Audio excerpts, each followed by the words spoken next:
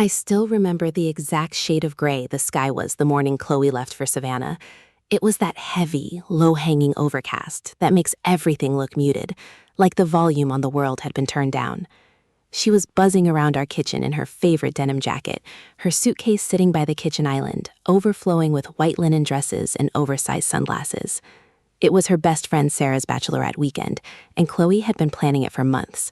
She was the maid of honor, which meant the entire weight of the itinerary rested on her shoulders. I remember leaning against the counter, holding a mug of coffee, watching her obsessively check her phone to make sure the rental house door code had been sent. She looked so beautiful, so intensely full of life, that I felt that familiar, comforting wave of gratitude wash over me. We had been married for 3 years, together for 6, and I still looked at her and wondered how a guy who spent his days staring at logistic spreadsheets had managed to pull a girl like Chloe. She was vibrant, an elementary school teacher who could light up a room just by walking into it, while I was the quiet anchor, the guy who made sure the mortgage was paid and the oil in the cars was changed. When the Uber pulled up into our suburban driveway, she threw her arms around my neck, smelling of her favorite vanilla perfume and the crisp morning air. She kissed me hard, telling me she loved me, telling me not to let the house fall apart while she was gone, and promising to text me the second they landed. I stood on the porch and watched the red taillights of the car disappear down our quiet, tree-lined street. I had the whole weekend to myself. I had planned to catch up on some work, maybe order a massive pizza, and watch the baseball games I usually missed. It was supposed to be a normal, uneventful weekend. I had absolutely no idea that the version of my life I knew, the version where I was a happy husband with a stable future, was driving away in that car, never to return. The first 2 days were exactly what you'd expect. Chloe texted me pictures of the girls drinking mimosas on the beach, a video of them singing loudly in a pedal pub through the historic streets of Savannah, and a selfie of her and Sarah wearing matching sashes. She looked happy, maybe a little drunk in the later photos, but that was the point of a bachelorette party. I replied with pictures of our golden retriever, Cooper, sleeping on her side of the bed, joking that he had already replaced her. On Saturday night, her texts got sparser, which didn't surprise me. The big night out was always the wildest. The last text I got from her was at 11:45 p.m. It was a blurry photo of a crowded bar with a caption that just said, "Loving you so much, babe. Miss my husband." I smiled, sent a heart back, and went to sleep, feeling entirely secure in my world. When Chloe came back on Monday evening, though, something felt subtly shifted. It wasn't a massive, screaming red flag, just a collection of tiny, quiet deviations from her normal behavior. When I picked her up from the airport, she didn't instantly launch into a mile-a-minute recap of the weekend like she usually did after trips. She said she was just exhausted, completely drained from the lack of sleep and the travel. She leaned her head against the passenger window and stared out at the highway as the rain started to patter against the windshield. When we got home, she went straight to the bathroom, took a long shower, and went to bed before 8 o'clock. I figured she was just hungover and sleep-deprived. I carried her suitcase up the stairs and left it by the closet, noticing that her phone, which was usually glued to her hand, was sitting face down on the nightstand, completely silent. Over the next 2 weeks, the exhaustion didn't go away. In fact, it seemed to morph into something else. She became distant, her mind clearly wandering during dinner conversations. When I would ask her about school or how her day was, she would give me one-word answers before retreating to the living room couch to stare at her laptop. The warmth that usually defined our marriage felt like it was evaporating, replaced by a cold, polite formality. We went from sleeping wrapped around each other to staying on our respective sides of the king-sized mattress, an invisible wall built out of brick and silence dividing us. I tried to convince myself that she was just stressed with the upcoming end of the school year, that teachers always burned out around May. But deep down, a low, persistent hum of anxiety started vibrating in my chest. Then came the morning that changed the timeline of our lives forever. It was a Tuesday, exactly 18 days after she had returned from Savannah. I was in the kitchen packing my lunch when I heard the sound from upstairs. It was a harsh, violent retching coming from the master bathroom. I dropped the Tupperware and ran up the stairs, finding Chloe on her knees in front of the toilet, her knuckles white as she gripped the porcelain bowl. Her hair was a messy nest, and her skin was a sickly pale green. I knelt beside her, pulling her hair back, rubbing her spine as she emptied her stomach. When she finally finished, she leaned back against the wall, trembling, tears streaming down her face. I wiped her forehead with a damp washcloth, asking her if she had caught that stomach bug going around her school. She didn't look at me. She kept her eyes fixed on the bath mat, her lips trembling. She just shook her head and whispered that she didn't know. She stayed home from work that day. I offered to stay with her, but she insisted, almost frantically, that she just needed to sleep and that I shouldn't miss my quarterly budget meetings. I reluctantly left for the office, but my mind wasn't on spreadsheets. It was looping back to the look in her eyes when she was sitting on that bathroom floor. It wasn't just the look of a person who was physically sick. It was the look of someone who was utterly terrified. When I came home that evening, the house was completely dark. The blinds were drawn, and the air felt heavy. I found Chloe sitting at the kitchen table. She hadn't turned on the lights, so she was just sitting there in the twilight, a small white plastic stick resting on the wood in front of her. My heart did a strange, violent flip in my chest. We hadn't been actively trying for a baby, but we hadn't been incredibly careful either. We had talked about starting a family in a year or two, once my promotion went through and her student loans were paid off. I walked over to her slowly, my boots clicking against the hardwood. As I got closer, I saw the two distinct pink lines staring up at me from the window of the test. A sudden, overwhelming burst of emotion hit me, a mix of terror, shock, and a strange primal joy. I smiled, reaching out to touch her shoulder. "Chloe?" I breathed, my voice cracking. "We're having a baby?" But when she raised her head to look at me, the joy died instantly in my throat. She wasn't smiling. She looked completely broken, her eyes red-rimmed and swollen from hours of crying. She didn't reach out to hold my hand. Instead, she let out a jagged, sobbing breath that sounded like it tore right through her lungs. "Mark," she whispered, her voice barely audible over the hum of the refrigerator. "Something happened in Savannah." The silence that followed those words was deafening. It felt like the air had been sucked out of the room, leaving me gasping in a vacuum. The words didn't make sense. They didn't fit into the vocabulary of my life. I stood there, my hand still hovering near her shoulder, my brain desperately trying to find an alternative meaning to what she had just said. Maybe she got hurt. Maybe she was attacked. Maybe someone slipped something in her drink. That was where my mind went first, because the alternative was something my soul refused to accept. "What do you mean?" I asked, my voice dropping an octave, becoming stiff, rigid. "What happened, Chloe? Did someone hurt you? Tell me what happened." She covered her face with her hands, her shoulders shaking violently as the tears flowed out between her fingers. "No," she sobbed, the sound muffled by her palms. "No, nobody hurt me. I wish that was what it was. I was so drunk, Mark. We were at this rooftop bar, and Sarah's fiancé's friends showed up. They were staying at a hotel down the street.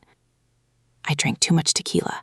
I don't even remember how we got to the beach, but I was with this guy, Tyler." One of the guys from the groom's side. It happened. It was a mistake, a horrible, disgusting mistake, and I woke up the next morning wanting to die. I swear to you, I've been sick every single day since I got back, just thinking about it. And now this. She pointed a trembling finger at the positive pregnancy test on the table. The room began to spin. I felt the blood rush away from my face, a cold, icy numbness spreading from the top of my head down to my fingertips.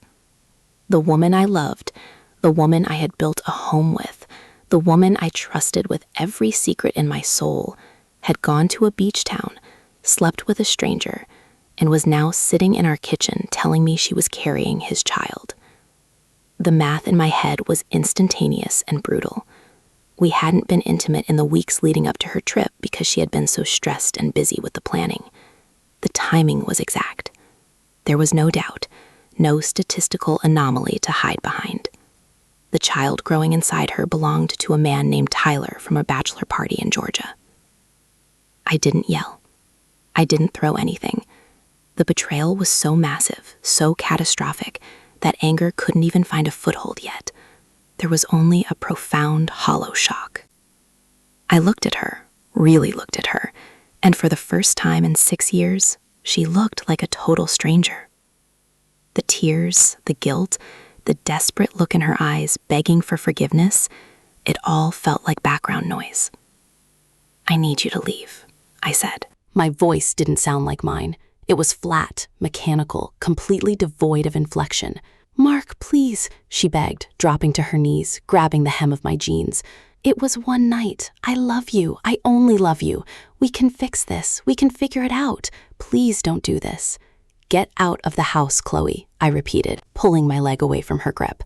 "Take your keys, take a bag, and go to Sarah's. If you don't leave right now, I will." She saw the finality in my eyes, the cold deadness that had taken over my expression. Shaking, she grabbed her purse and her jacket, sobbing so loudly it echoed through the empty hallway. A few minutes later, the front door clicked shut. I stood alone in the dark kitchen, staring at the small white stick on the table. The silence of the house settled back in, heavy and suffocating, as I realized my life was completely over, and the revenge I was about to plan would change all of us forever. I spent the first 48 hours alone in that quiet house, sitting in the dark, watching the shadows stretch across the living room walls, until they swallowed the furniture whole. Cooper stayed right by my side, his heavy chin resting on my knee, whimpering occasionally as if he could feel the cold, hollow vacuum that Chloe had left behind. I didn't sleep. Every time I closed my eyes, my brain would assemble the puzzle pieces she had handed me, painting vivid, agonizing pictures of that night in Savannah. I saw the rooftop bar, the neon lights reflecting in her eyes, the shots of tequila, and a faceless guy named Tyler leaning in close to whisper in her ear. It was a sick, repetitive loop that burned behind my eyelids. My Thursday morning, the paralyzing shock finally gave way to a cold, razor-sharp clarity. The tears stopped entirely, replaced by a strange, mechanical focus. I was a logistics manager. My entire career was built on looking at a chaotic mess of data, finding the vulnerabilities, and executing a flawless, efficient plan to correct them. I realized right then that getting angry, screaming, or throwing her clothes out onto the front lawn would change nothing. It would just make me look like the broken, discarded husband in her narrative.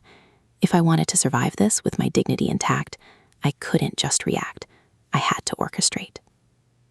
The first thing I did was call my company's legal counsel on his personal cell, asking for a referral to the absolute best, most ruthless family law attorney in our county. 2 hours later, I was sitting in a high-rise office downtown, looking across a mahogany desk at a woman named Eleanor, who looked like she hadn't smiled since 1998. I laid out the facts precisely, omitting the emotion. I told her about the bachelorette party, the confession, and the pregnancy. Eleanor listened, her pen tapping a rhythmic beat against her legal pad. When I finished, she leaned back and looked at me with a cold, professional pity. Under our state's law, she explained, a child born during a marriage is legally presumed to be the husband's child. If we just file a standard divorce now while she's pregnant, the court process will drag out, and you could find yourself fighting uphill battles regarding paternity, temporary support, and medical bills before the kid is even born. She told me that if I wanted a clean break, one where I wouldn't be financially tied to another man's child for the next 18 years, we needed to play this carefully. We needed to let the clock run a bit, gather undeniable documentation, and file at the exact psychological moment where she would be too overwhelmed to fight back. She told me to go home, act compliant, and keep my distance while her office started quietly drafting the separation agreement and the asset division paperwork. I left her office feeling a strange, dark weight lifting from my shoulders. I had a strategy now. When I got back to the house, I called Chloe. She answered on the first ring, her voice thick and raspy from days of crying. She was staying at Sarah's apartment, just as I told her to. "Mark?" she whispered, sounding terrified to breathe too loudly. I took a deep breath, forcing my vocal cords to relax, adopting the exact tone of a beaten, confused husband who just wanted to understand. "Chloe," I said quietly, "I've been thinking. I'm still incredibly angry, and I'm completely heartbroken. But I think we need to talk. I don't want to throw away our entire life over one horrible weekend. You need to come home. Let's just take it day by day." She let out a ragged sob of pure relief over the line. "Oh my God, Mark, thank you. Thank you, I'll be right there. I love you so much." When she arrived an hour later, she looked a decade older. Her eyes were sunken, and she was wearing an oversized sweatshirt that swallowed her frame. She tried to step into my arms the second she walked through the door, but I gently stepped back, holding up a hand. "I need space, Chloe," I told her, keeping my voice soft but firm. "I'm willing to try to navigate this, but you sleep in the guest room. We don't touch. We don't talk about the future yet. We just exist in this house together while I try to process this." She nodded frantically, agreeing to every single condition. She was so consumed by her own guilt and her desperate desire to save the marriage that she didn't notice the absolute lack of warmth in my eyes.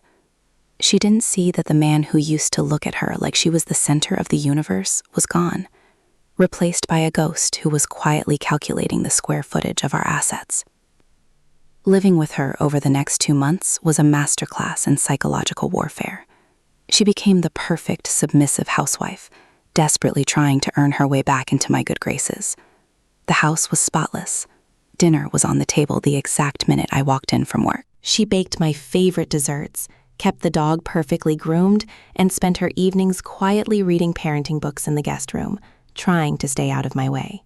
Every single gesture, every plate of food she made, felt like an insult. It was a constant reminder that she knew exactly what she had destroyed, and she was trying to buy back her old life with chores and compliance. Meanwhile, her pregnancy began to show.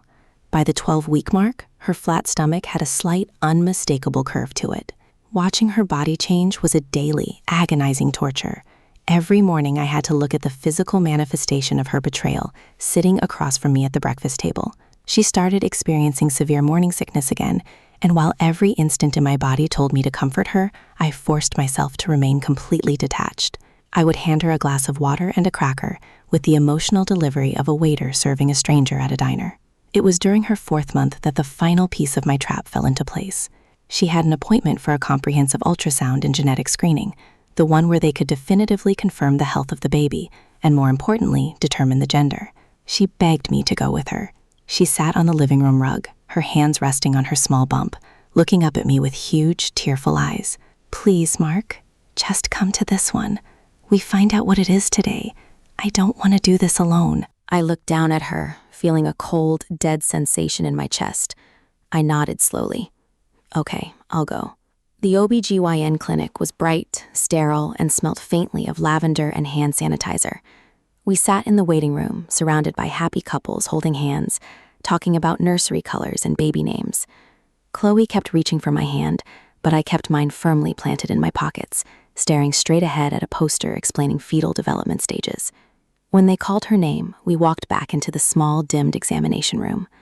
Chloe lay down on the table, pulling up her shirt, her eyes locked on my face, searching for any sign of softening. The technician squirted the warm, clear gel onto her stomach and pressed the transducer against her skin. Instantly, the black and white monitor came to life, showing the static, pulsing shape of a tiny human being. The rhythmic, rapid thump, thump, thump of the fetal heartbeat filled the room, echoing off the sterile walls. It was a sound that should have been the happiest moment of my life. Instead, it sounded like a clock ticking down to 0. The technician smiled, moving the wand around. "Well, everything looks incredibly healthy," she said cheerfully. "The measurements are perfect. Do you guys want to know the gender today or keep it a surprise?" Chloe looked at me, her eyes pleading. "Mark, let's know," I said flatly. The technician tapped a few keys on her machine, zooming in on the screen. "It's a boy," she announced, pointing to the monitor. "You guys are having a little boy." Chloe burst into tears, reaching out and finally catching my hand, squeezing it tight. "A boy, Mark. We're having a boy," she sobbed, burying her face in my arm. I looked at the screen, at the tiny life that belonged to a guy named Tyler, and I felt the final, microscopic thread of hesitation inside me snap. I looked down at Chloe's tear-stained face, smiled a completely empty, practice smile, and patted her shoulder. "That's great, Chloe. Really great." That night, while she was upstairs sleeping soundly, exhausted from the emotional toll of the day, I sat downstairs at the kitchen table with my laptop. I opened my email and found the message from Eleanor. Attached were the finalized divorce papers, the asset division forms that awarded me the house, my full retirement accounts, and a legally binding stipulation that completely waived any parental rights or child support obligations on my end. Backed by the genetic testing mandate we would execute the moment the child was born. My trap was set. The next morning was Saturday. and I knew exactly how the weekend was going to play out. The next morning, the sun broke through the blinds in bright, piercing streaks of yellow, lighting up the dust motes dancing in the air of our kitchen. It was a beautiful, crisp Saturday morning, the kind of day where we would normally pack up Cooper, drive down to the local farmer's market, and spend the afternoon working in the yard. Chloe came down the stairs around 8 o'clock, wearing one of my old flannel shirts over her maternity leggings. She looked brighter than she had in months, refreshed by the news of the baby's health, and completely fooled by the compliant, quiet front I had maintained for weeks. She smiled at me, leaning against the counter, and asked if I wanted her to make some blueberry pancakes. I didn't answer her. I just reached into my briefcase, pulled out the thick manila envelope containing the finalized paperwork from Eleanor, and laid it flat on the kitchen island right between us. The heavy thud of the paper hitting the wood seemed to echo through the quiet house. Chloe blinked, her smile faltering as she looked down at the envelope. "What's this?" she asked, her voice dipping back into that familiar, anxious cadence. "Is it the mortgage refinancing paperwork?" "Open it," I said. My voice was completely flat, devoid of the gentle warmth I had been faking for the last 2 months. The mask was completely off now, and I let her see the absolute dead emptiness in my eyes. She looked at me, her brow furrowing, and slowly reached out to slide the documents from the envelope. I watched her eyes track across the first page, watching the exact second the words hit her brain. Her face drained of color so fast, it looked like she might faint. Her hands began to shake violently, making the crisp white pages crinkle loudly in the silent room. Petition for dissolution of marriage, stipulation of non-paternity, forfeiture of marital residence. "Mark?" she gasped, her breath catching violently in her throat. She looked up at me, her eyes wide with a frantic animalistic panic. "What is this? I don't understand. You said we were going to figure this out. You said we were taking it day by day. You came to the ultrasound yesterday. We're having a boy."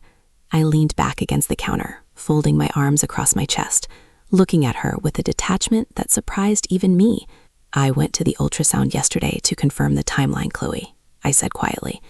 "I needed to see the medical documentation that proved, without a shadow of a doubt, that the child you are carrying was conceived during the exact window of Sarah's bachelorette party. I needed the final pieces from my attorney to ensure I am completely, legally severed from any financial or parental responsibility for that child. I didn't come to welcome a son. I came to secure my freedom." She dropped the papers onto the counter, shaking her head frantically, tears spilling over her eyelashes and splashing onto the legal forms. No. You lied to me. You've been playing along this whole time? You let me believe we were healing. I've done everything you asked." "I cleaned, I cooked, I stayed out of your way, I begged for your forgiveness every single day. How could you be so cruel?" "Cruel?" I let out a short, dry laugh that sounded entirely foreign to my own ears. "You stood in this exact kitchen 4 months ago and told me you were pregnant with another man's child because you got drunk on tequila in Savannah. You brought a stranger's baby into our marriage, Chloe, and you expected me to just swallow my pride, raise another man's son, and pretend our life wasn't a total lie. I didn't lie to you. I just gave you the exact same transparency you gave me for the first 18 days after you got back from Georgia. I gave you silence." She sank onto one of the bar stools, burying her face in her hands, her shoulders heaving as she let out a gut-wrenching sob. "Mark, please," she wailed. "I made a mistake, a horrible, catastrophic mistake. I love you. The baby doesn't have to change anything between us. We can put it up for adoption if you want. We can start over. Please, don't do this to me. Don't throw me out when I'm pregnant." I looked at her, and for a fleeting second, a microscopic pang of old empathy flared up in my chest. But then I looked down at her stomach, at the unmistakable bump pushing against my flannel shirt, and the ice came rushing back, freezing out any remaining trace of affection. "Adoption?" I asked, my voice dropping to a whisper that cut through her crying. "You would give away your own child just to keep the house and the lifestyle I provide for you? That's who you are, Chloe. You're selfish. You were selfish in Savannah, and you're being selfish right now. I'm not changing my mind. The papers are incredibly generous regarding your personal items, but the house is mine. My family helped with the down payment, and my name is the only one on the deed. You have until midnight tomorrow to pack your things and find somewhere else to live." She raised her head, her face blotchy and distorted by grief, looking at the papers like they were a death warrant. "And if I don't sign them," she hissed, a sudden desperate flash of anger breaking through her tears. "What if I fight you for the house? What if I drag this through court and make you pay for everything?" I smiled. It wasn't a happy smile. It was the smile of a man who had already simulated every possible outcome and held all the cards. "If you fight me," I said smoothly, pulling my phone out of my pocket, "I will instantly file these documents as a contested divorce, which means everything becomes a matter of public record. Your family, your colleagues at the elementary school, the school board, they will all get to read the court filings detailing exactly why this marriage dissolved. They will know about Savannah. They will know about Tyler. I don't think a conservative, suburban school district looks too kindly on that kind of public scandal for their third-grade teachers, do you?" She stared at me, her mouth dropping open slightly as she realized the sheer depth of the trap I had built around her. I had used her own guilt, her own compliance, and her desperate need for secrecy to buy myself the time to construct an airtight legal cage. She had no leverage, no money for a prolonged legal battle, and a career that depended entirely on her public reputation. She looked down at the pen sitting on the counter. Her hand trembled so hard she could barely grip the plastic barrel. She flipped to the signature pages, her tears smudging the blue ink as she scrawled her name across the lines, signing away her rights to the house, our joint savings, and any future claim to my life.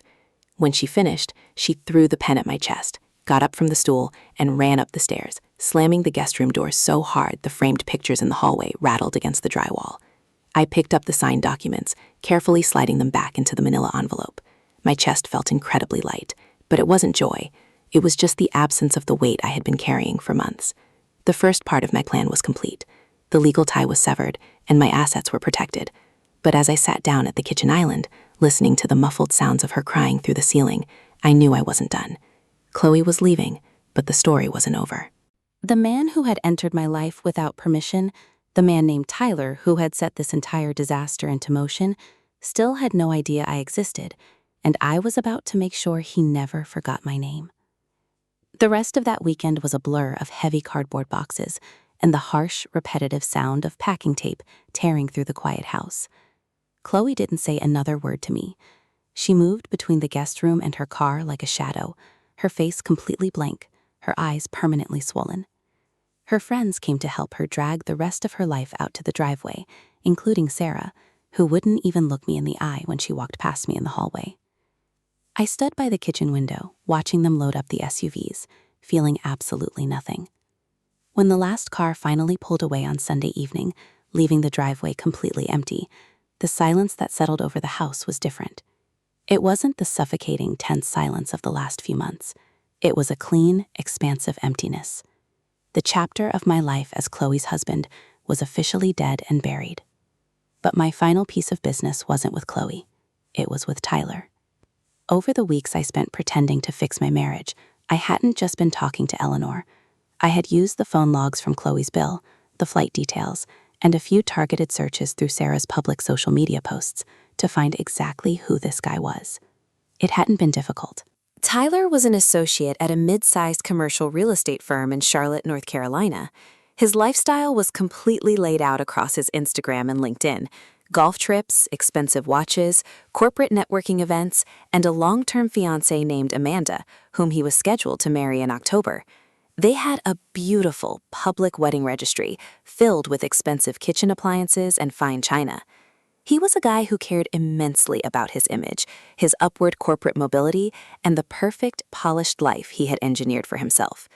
He had come into my life, taken a sledgehammer to my future, and then flown back to Charlotte to play the part of the successful, adoring fiancé without a single consequence. He thought his secret was safe in Savannah. On Monday morning, I sat at my clean kitchen table with a fresh cup of coffee and opened my laptop. I didn't send a screaming, unhinged message from a fake profile. I used my actual professional email account.